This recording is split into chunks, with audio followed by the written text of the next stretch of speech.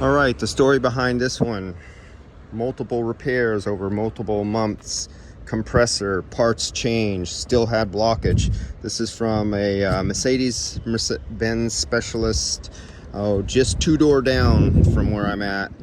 And this is at my other shop who's two door down for used cars. And then they were having a lot of problems with blockages. They said they blew out and flush lines, and they just started throwing parts at it. And so I was suspicious. Then supposedly he said his machine is down because he has one of those big dumb square RRR machines, recovery, recycle, recharge machines.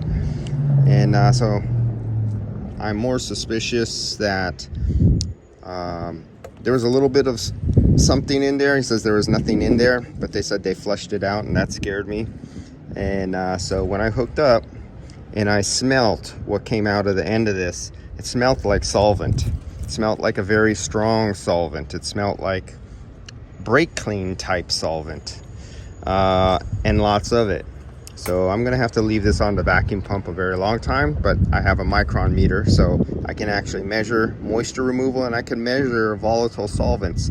As the solvents flash off and are removed, just like a refrigerant, your micron meter will move down, telling you you have no VOCs. Like water is a VOC. Water can flash off into a gas, and you can measure that with a micron meter. Refrigerant trapped in oil will flash off as a gas, and you can measure that with a micron meter. So I will know when I have removed whatever kind of contaminant solvent they left inside this system.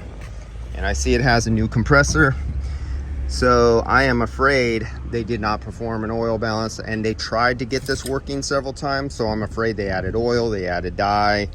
And I've came across his cars before that were grotesquely overcharged with oil. I did a video about a year ago on a similar car where I showed you out of way up here on the suction line, you just touch it a little bit and tons of oil was just gushing out of the suction line.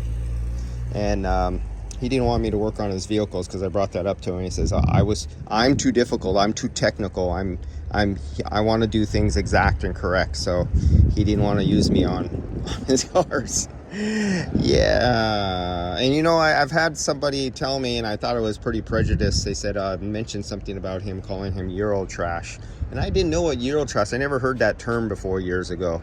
But yeah, this guy's successful and he makes lots of money, and he's the big Mercedes guys, but he fits a stereotype, and I don't want to say what, because that would make me, what would they say that? Oh, you're being, you're stereotyping people and you're being prejudiced.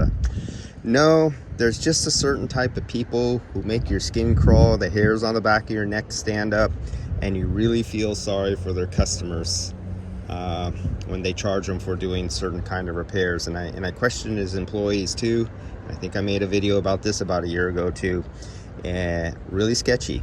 All right, see you guys. Let me see what I find on this bugger.